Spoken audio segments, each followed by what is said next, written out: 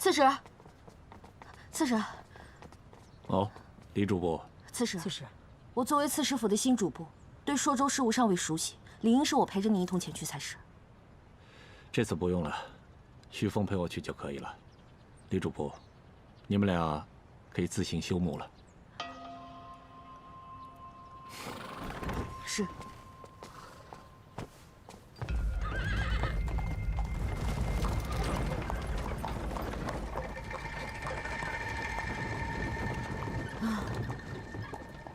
我本想着，公孙恒若带我去见司马图，我也能随机应变，了解北境边防布阵。如今看来，只能日后再花些心力了。那我们要不要现在跟过去啊？算了，他既然都拒绝了，我们现在再过去就显得别有用心了。哎，师傅，你干嘛去啊？休沐啊。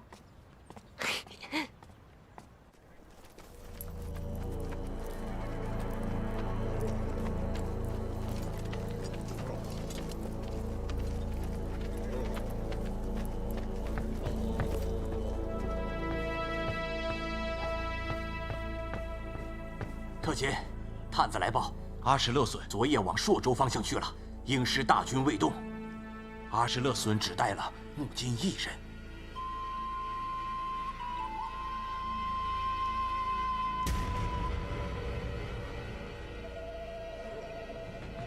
来人，特勤，雄师集结。是。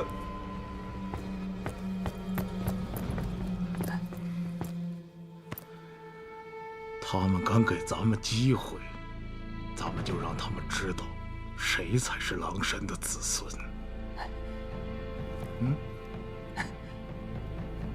特勤英明。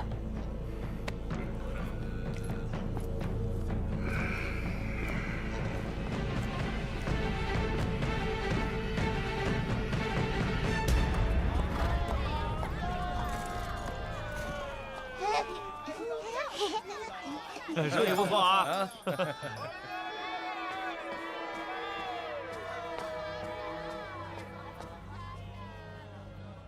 如何？要不是亲眼所见，我都不信。东南两侧驻军不过1000余。果不其然，东南两面依托地势，易守难攻。朔州此时主要在西北两面布兵，但我方才查探，兵马也不足2万。这朔州城固若金汤的名声怎么来的？土喀社说这帮人都是废物，难道是真的？方才进城时，你可有注意城墙？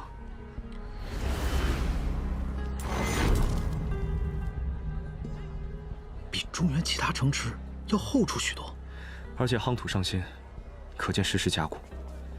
平时各色人等随意来往，可一旦打起来，这城门一闭，谁也进不来。只要城内粮草充足，死守数年，亦非难事。有意思，你有对策了？走吧，我们得去买点炮头木。哎，你不故弄玄虚，你会死啊！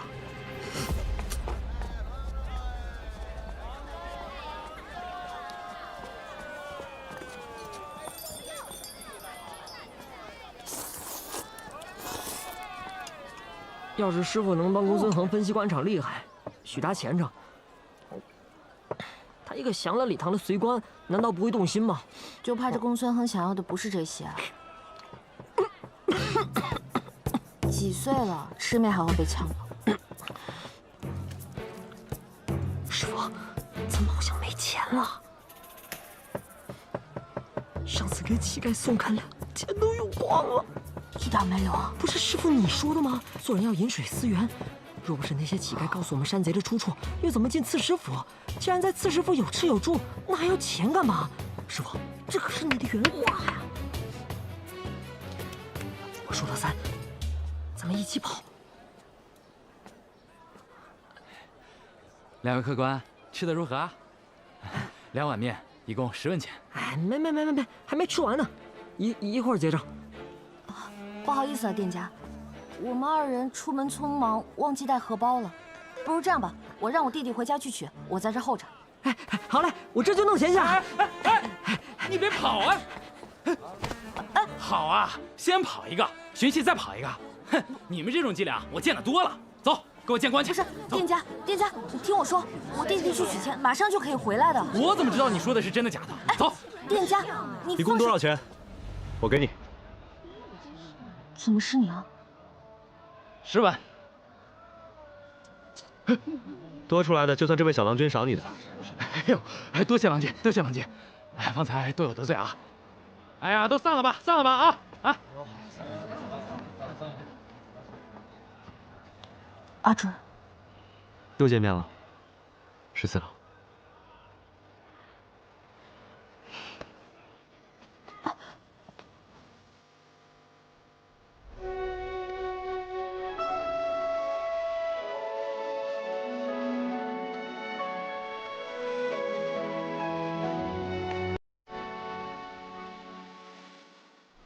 这谁啊？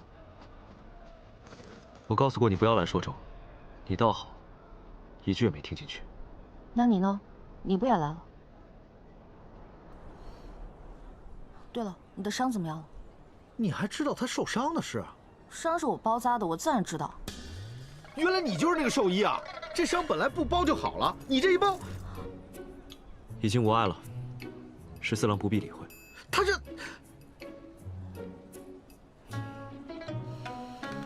没事的便好。对了，朔州速整边贸，像你这种奸商，怎么做生意都会赔的。14郎准备在朔州待多久？算了，我们还是不要打听对方的事了。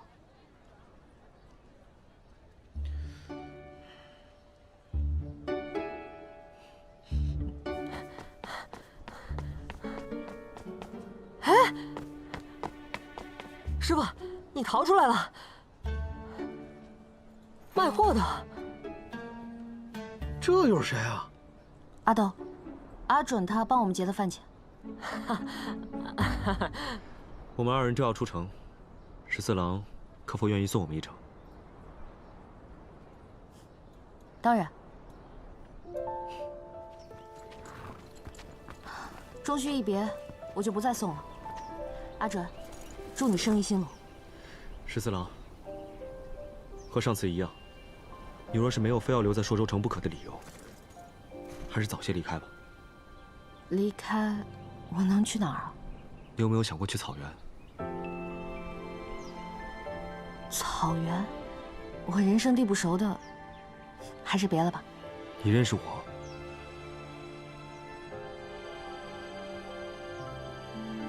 多谢，不过还是算了。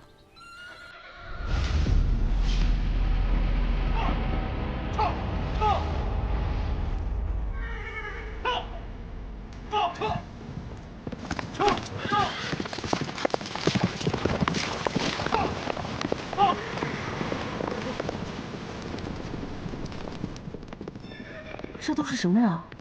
这是阿什勒大军的禽兽，他们要攻城了。14郎，我还有些手下留在北边，我要回去照看他们。你还是尽快离朔州城越远越好。告辞。保重。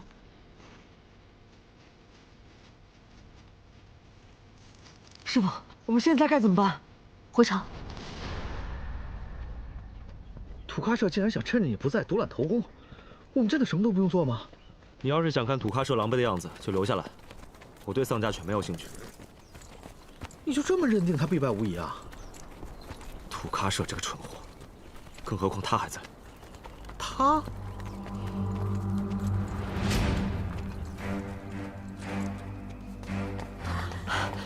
站住！何人胆敢擅闯城防重地？快举风击鼓！阿什勒军打过来了！你们快让开！若是误了示警时机，你们担待得起吗？不行！李主簿，让他上来吧。是。李主簿，你怎么跑到这儿来了？刺史，阿什勒部大军攻过来了，快击鼓！还不急？不着急。刺史的意思是，现在还不击鼓示警？现在还不急，让他们再靠近一些也无妨。刺史，你可想清楚了？一旦阿什勒部攻进城，于朔州可是灭顶之灾，于整个大唐亦是头悬利剑。住手！竟然对主公动手！好了，旭凤，他也只是一时情急而已。现在敌情紧急，我根本没有时间跟你详细解释。来人呐！在，把他俩给我押回府里，好生看管。公孙恒，你不会用兵，一意孤行。公孙恒。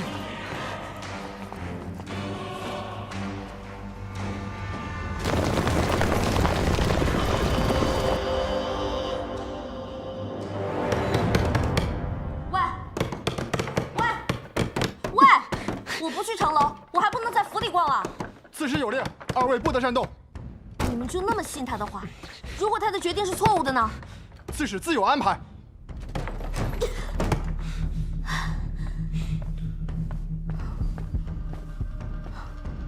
我看这公孙恒根本就是浪得虚名，真不知道他用什么方法骗得这全城居民竟然如此全心全意拥护他。你刚才听到那战鼓声了吗？隔了那么久才示警。此战，怕是危矣。阿斗，你说，咱们这朔州城是不是来错了？一个连最基本的兵法都不懂的人，我竟然还寄希望于请他起兵相助。就是，连我都知道文寇示警要及时，他作为朔州刺史竟然不懂，就怕他是故意的。如果他敢将朔州城拱手让给阿诗勒部，我一定不会放过他。我也不会放过他。刺史，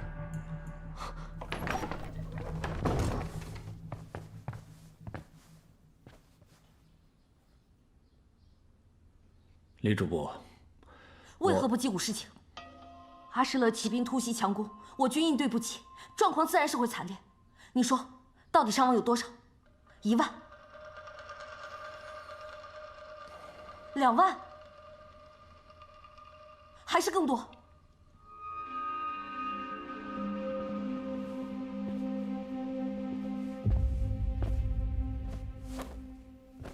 李主簿，我们既然不懂兵法，为何不听劝？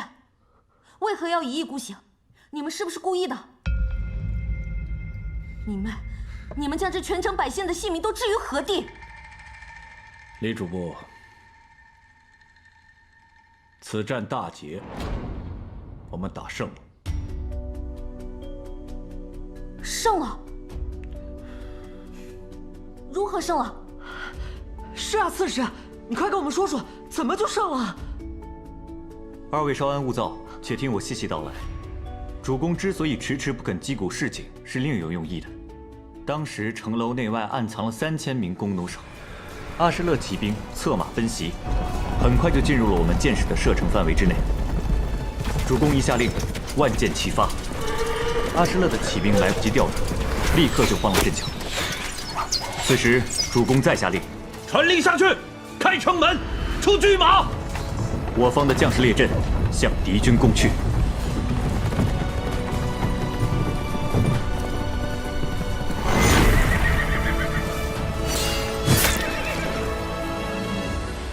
是燕月阵。李主簿懂兵法，从前学过一二。来，坐下来。那你就来说说，若是让你来领兵布阵，接下来该当如何？接下来要燕月换长蛇，蛇身横撞，首尾至，脚。然后呢？然后呢？徐侍卫，你继续说。然后，经过这连番的重创，阿诗勒部的骑兵其实早已溃不成军，但那首领土喀社却偏不认输，还妄图再度向我们进攻。敲战鼓，点狼烟。就在此时，我方的伏兵在城楼对面的东北角和西北角击起战鼓，燃起狼烟，士兵喊杀声不绝于耳。那土喀社怕被四面围困，当即就下崩，调转马头，狼狈撤逃。刺史还真是厉害。可是这西北、东北角都各设有伏兵，为何刺史不悄声行军，攻其不备？为何还要闹出这么大的动静？难道刺史是什么？虚张声势？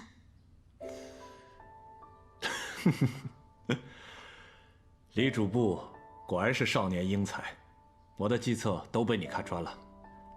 你说的没错，伏兵只不过是2000人呢。刺史真是用兵如神。怎么，不再说我是不善用兵，一意孤行了？是14郎无知。14郎自持学过1、2兵法，竟对刺史口出狂言，14郎无地自容。好了，这种小事我是不会放在心上的。不过14郎冒着生命危险登城报信，这份对朔州百姓的心意，我感受到了。在这里，我要代全城的百姓道一声谢。刺史容人之量，14郎感佩。经此一战，14郎终于明白，刺史为何百战不败，还有这朔州城的铜墙铁壁，和百姓的安居乐业是如何得来的。如若刺史不嫌弃，我想，你想与我们一起，共同御敌，镇守朔州城。14郎愿为刺史分担。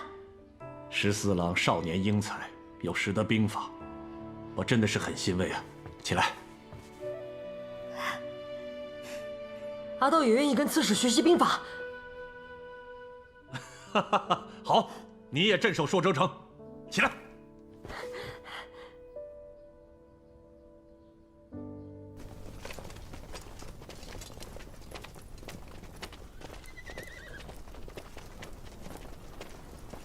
恭喜雄师平安归来。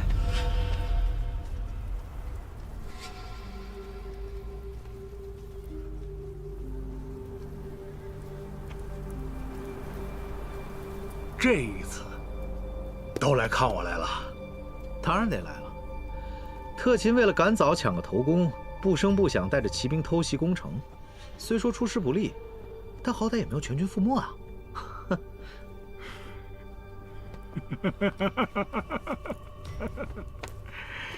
哎呀，老子心情非常不好，最好能把你这张臭嘴闭严了。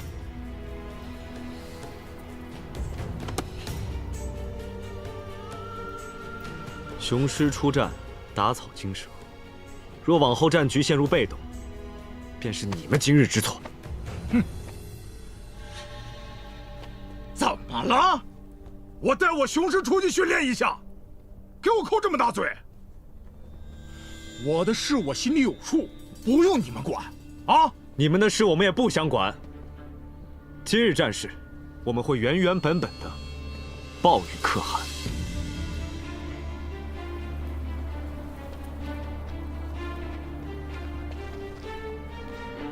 不用你报，我自己会报。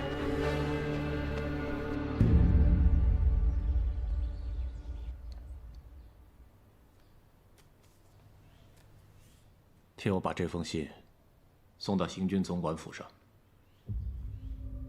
这次阿什勒部来者不善了，若我猜的不错的话，他们一定会再次发起进攻的。我们需要援兵，我这就去。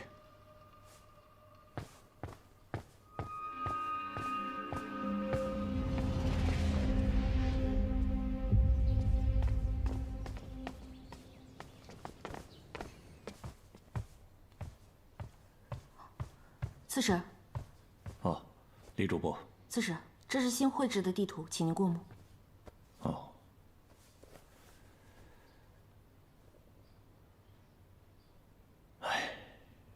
刺史为何愁眉不展？毕竟打了胜仗，怎不见刺史有胜利之喜？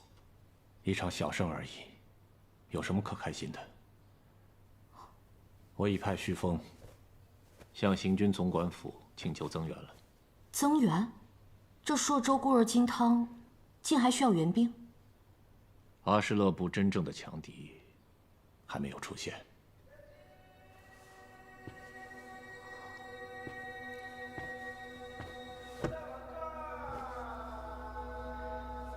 你来看，这无定河，河宽水深，原本该是朔州城和阿什勒部之间的天然防线。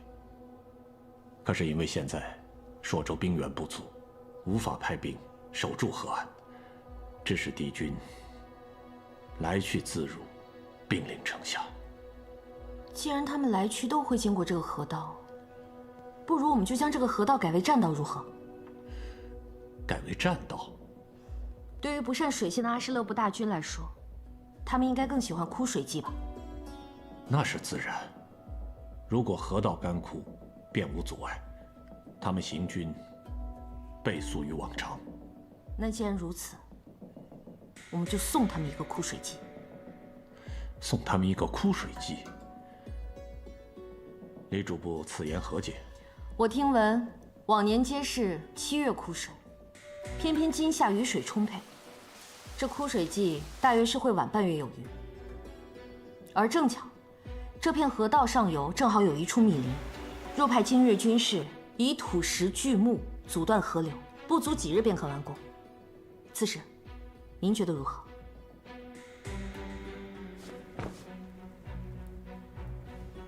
你呀你呀，啊，好你个李主簿，竟然想出此等计谋来14郎妄言，让刺史见笑了。李主簿智计过人，令人佩服。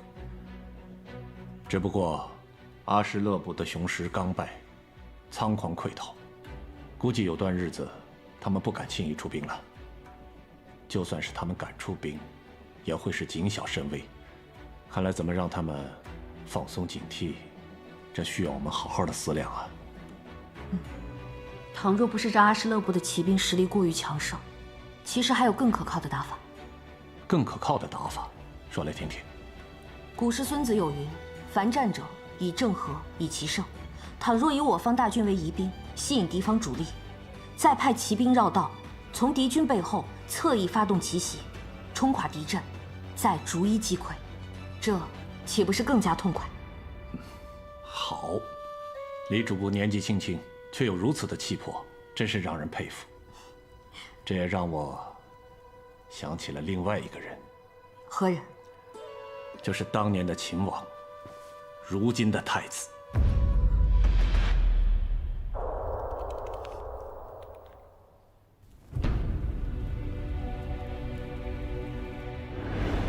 隋末群雄并起，那时候还年少的他，率领千军万马在敌阵冲杀，用的就是此等计谋，可谓所向披靡呀。想不到今日能从李主簿口中听到相同的战术。李主簿，看来你之前在我面前说的略懂一二，也只不过是过谦之词啊。太子威名远扬，我不过是一样画瓢，不值一夸。李主簿不必过谦了，朔州有你，真是万幸啊。哦，还有一事，李主簿，这是上报朝廷的奏报，你要安排义父日夜兼程，赶快送到长安。此事，只是信不过行军总管。哼，谈不上什么信得过，什么信不过，只是此事事关百姓的安危，我们必须向万无一失，多迈进一步。是，我马上去办。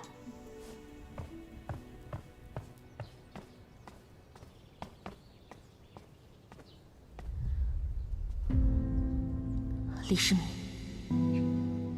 我终是摆脱不了你的影子吗？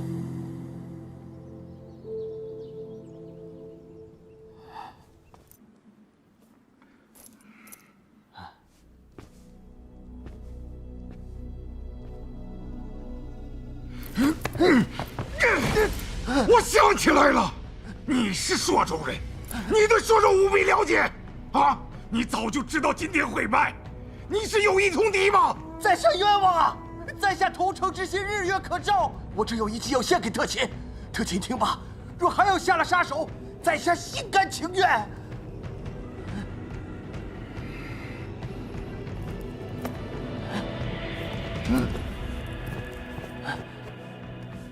说。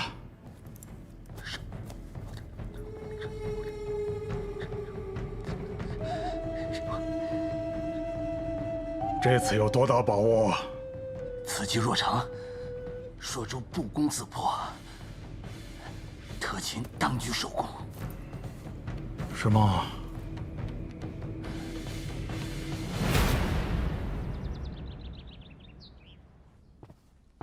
禀主公，司马总管请你过府一叙。司马图，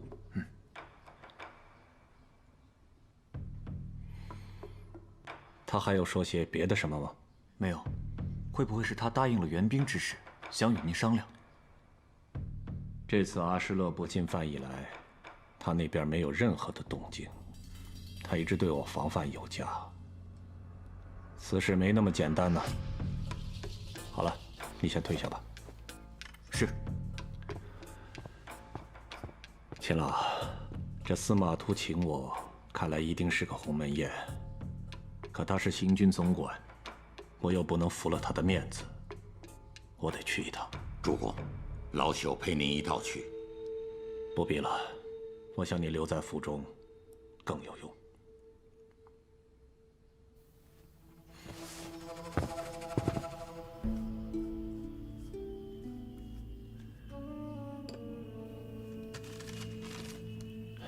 秦老，这次我若是回不来，你便将这4个字交与李主簿。主公当真如此？这2位少年出身来历存疑呀。我向来是用人不疑，疑人不用。至于这个东西什么时机交给他们，由您来决定。主公，秦老，我知道您的担心，我相信他，可是更相信的是秦老您呐。主公，这听其言，观其行，便能知其心。我知道他或许有些隐衷，可我更相信他是对大唐和百姓无害之人。这些年来，我率军御敌，与敌人大战无数个回合，说不定敌人早就摸清了我的路数了。可是他不同，我见其用兵刁钻机敏，颇有变化，又是敌人陌生的路数，说不定可以出奇制胜。只是他现在的作战经验尚浅，还需要秦老您在旁边相助啊。即便这次我回不来，我相信只要你2人通力合作，一定能够想出办法来解救朔州百姓于危难之中。在这里，我先谢过了。主公不必如此，老朽遵命便是。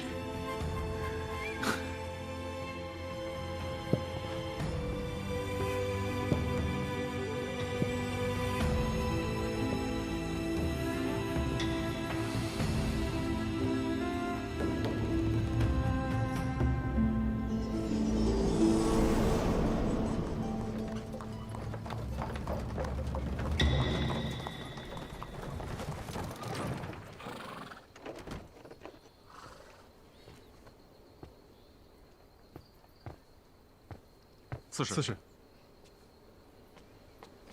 站住！干嘛？徐峰，你就在这儿等我吧。是。走。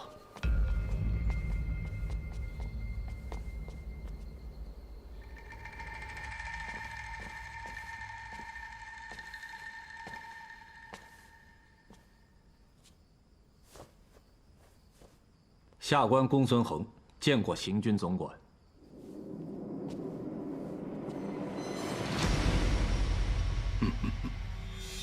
原来你眼里还有我这个行军总管啊！下官惶恐，还望总管示下。我且问你，今日你是否出兵迎战了？是，今日军情紧急，当发现敌情时，阿什勒部已经兵临城下了。下官实在是因战事紧急，派不出人手来向总管禀报，事急从权，还请总管您见谅。本官待天子巡牧4州兵马，尔等行军，皆须听我调令，任何人不得私调兵马。本总管并非不明白士急从权的道理，可是今日交战整整2个时辰，难道在这2个时辰当中，公孙刺史忙到来不及遣个人来知会本总管一声吗？是下官，一时疏忽了。人皆道你公孙恒心细如发，怎么会疏忽呢？说到底呀，还是公孙刺史从始至终都没把本总管放在眼里，想必是随官做得久了，忘却了这天下，庆了礼。下官笑堂，那是诚心诚意的，还望总管能够明鉴，下官绝无异心。你这么说，那是本官诬陷于你的？下官不敢。你公孙恒，仗着兵马只听你一人调遣，在这朔州做了数十年的山大夫，横行霸道惯了，有什么不敢的？今日你朔州私调兵马，我如果坐视不管，其他3州也会争相效仿，是本总管如无物了。来人！总管，现在战事正急，请允许下官先退了敌寇，下官必定再来您府上，向总管您请罪。等你忙完了再来请罪，你好大的面子！你把天子的颜面置于何地？总管，请以战事为重，以百姓为重啊！带下去，严加看守。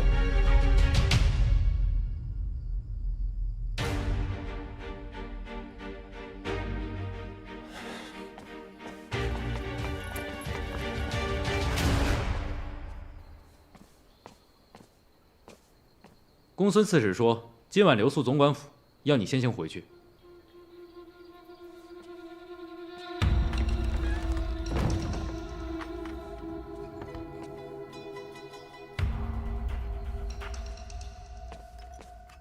总管，刺史府送往长安的战报，可截住了？都截住了。朔州的消息绝传不到长安。你马上派人守住南下的驿道。阿什勒部退兵之前，北境4州的任何消息，都绝不能外传。是。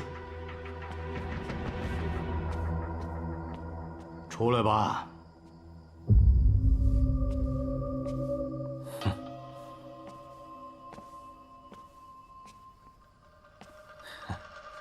事情办完了，你快走吧。我这里并不欢迎你。若无小弟报信，放任的公孙恒惹恼了阿什勒大军，万一引来主力，岂不是将北境4州送进了热油锅里？兄长这行军总管的官职，怕就保不住了。我帮了这么大的忙，兄长急着赶我走，有点不太妥当吧？我司马家族已与你毫无瓜葛，你自己投敌卖主，休要连累于我。兄长屈杀我了，小弟也是为了兄长好，亦不想看到生灵涂炭。那公孙恒想赔上全城性命，以成全他为民生之虚名。总管莫说是将他压了，便是杀了他又如何？我如何处置公孙恒，与你无关。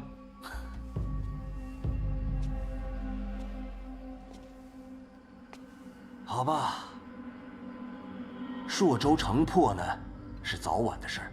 到时你这行军总管的人头，我如今投效阿什勒部，深受重用，境遇如何，兄长也已见到了。你我兄弟同根，小弟自然不会忘了兄长的好处啊。兄长左右同的公孙恒是结下仇怨了，若他一朝翻身，那兄长在这朔州城还有立足之地吗？小弟只能劝兄长一句：弃暗投明，为时未晚呐。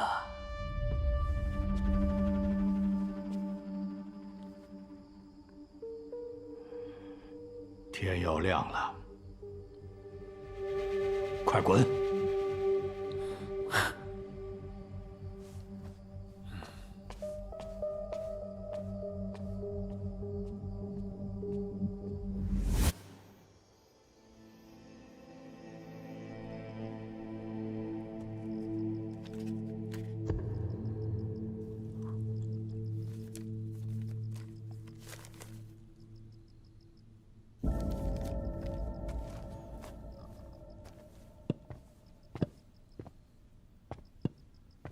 主簿，夜深了还不去睡吗？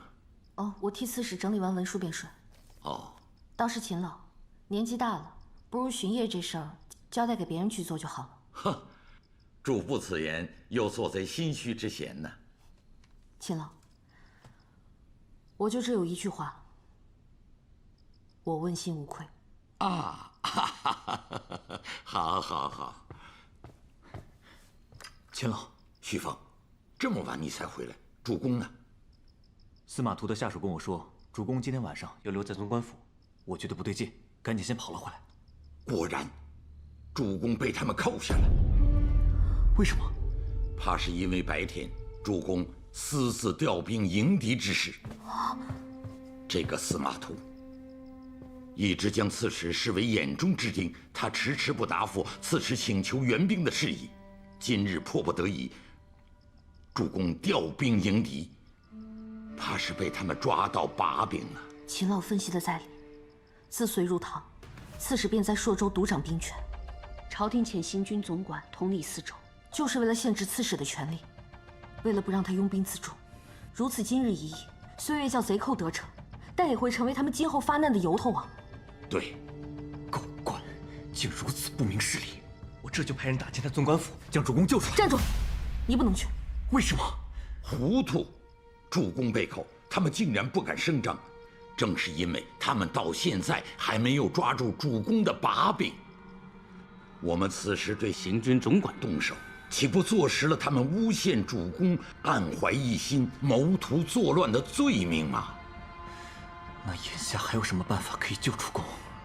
主公乃是益州的刺史，虽然被扣，暂时不会有性命之忧。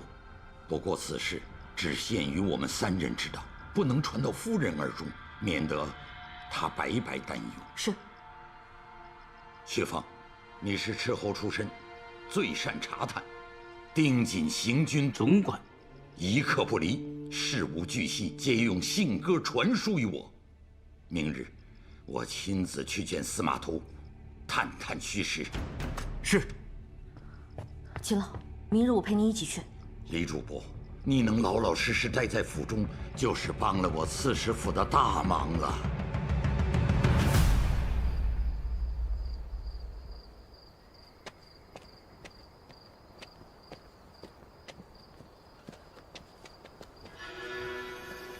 土喀社那个军师什么来头？此人复姓司马，是土喀社随大可汗征战时俘虏的中原官员，瞧着有些头脑，便留下了一名，做了雄师的军师。照中原话是小人得志，也不知道这个小人又给土喀社出了什么主意。方才斥候来报，公孙恒被潼关府压了。公孙恒被压了？哼，铜墙铁壁又如何？这公孙恒保了朔州这么多年，没想到被自己人给关了，这不是抬着朔州城送给我们吗？可惜了，一代名将毁于奸佞。听好那个司马迁，别让他玩火自焚，烧到我们了。是。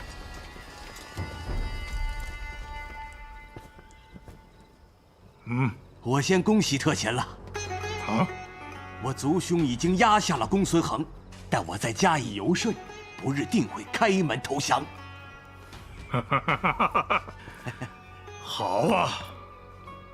要真有这么一日，那不光是我土喀社飞黄腾达之时，那也是你发财之日啊！我要看看那混蛋还怎么跟我争啊！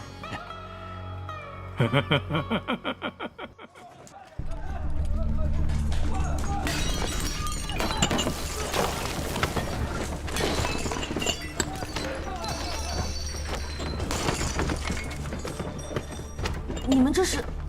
要赶人就直说，你们这是干嘛？府上遭贼了！啊！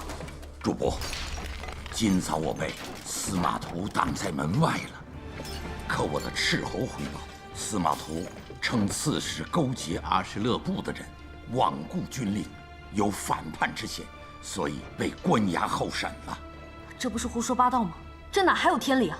哈，天理，要真有，那天下就太平了。